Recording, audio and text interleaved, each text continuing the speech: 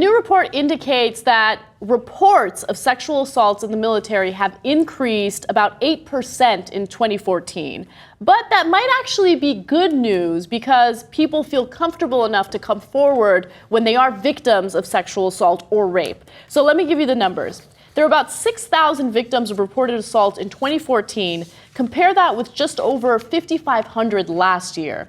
Now, they have changed the way that these reports work. So that's another element to this, okay? So before, if you were one person who faced multiple instances of sexual assault, they would consider that one report. Now they take into account all the separate instances where you have been sexually assaulted, right? So each victim counts for one report.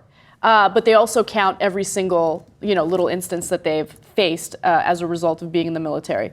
So based on those numbers and the anonymous survey conducted by the RAND Corporation, officials said that about 1 in every 4 victims filed a report this year, in sharp contrast to 2012 when only 1 in every 10 military victims came forward. So again, even though the numbers are higher, this actually ends up being good news because it shows more people are just coming forward.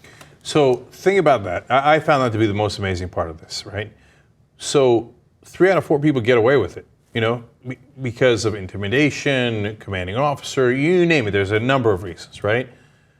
And that's depressing that only 1 out of 4 come forward. But just 2 years ago, only 1 out of 10 came forward. 9 out of 10 times you could sexually assault someone, totally get away with it. And the reason why that would happen was because there would be retaliation against the people that would report it. So if you are, in the military, you have to report to the person who's higher in the chain of command, right? And usually that person is looking out for the members of the military, and it's a dude who doesn't want to help you out. Let's just keep it that way, or put it that way. Yeah, and if that means we have 6,000 reported victims now, it is likely, and the RAND Corporation is nobody's liberal, okay?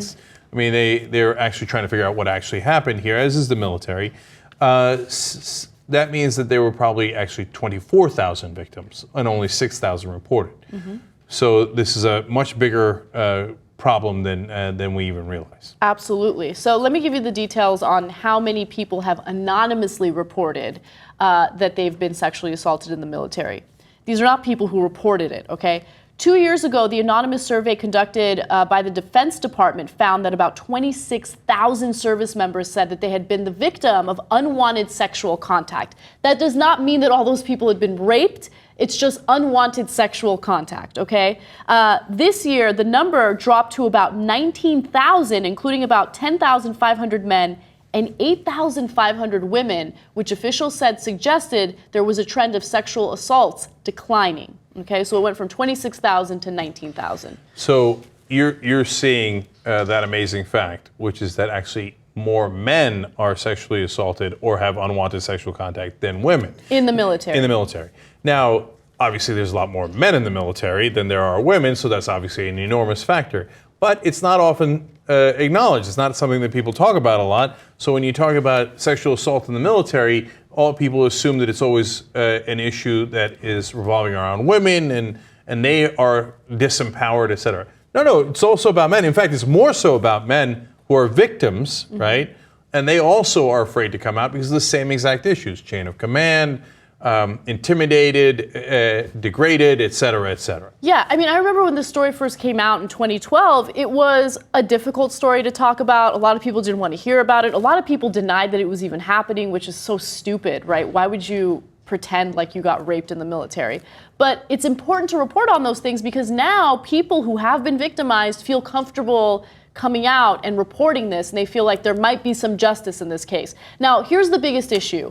The military still hasn't, or I should say the government still hasn't changed the way that these rapes get reported. Okay, so people are still worried about retaliation if they do report instances of sexual assault.